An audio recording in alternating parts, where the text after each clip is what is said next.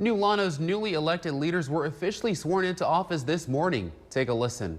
So help me God. So help me God.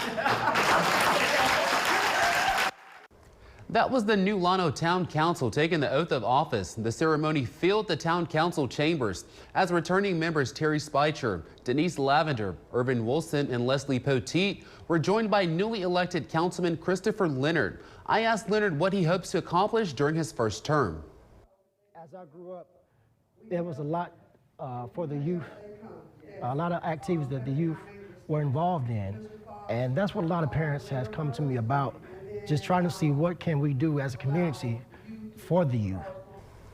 Leonard says one of his top priorities is creating more opportunities for young people. He plans to work with Mayor Carolyn Todd to review the town's budget and identify funding that could support more youth programs. Coming up on the news at 6, you'll hear from Mayor Todd about her priorities for the next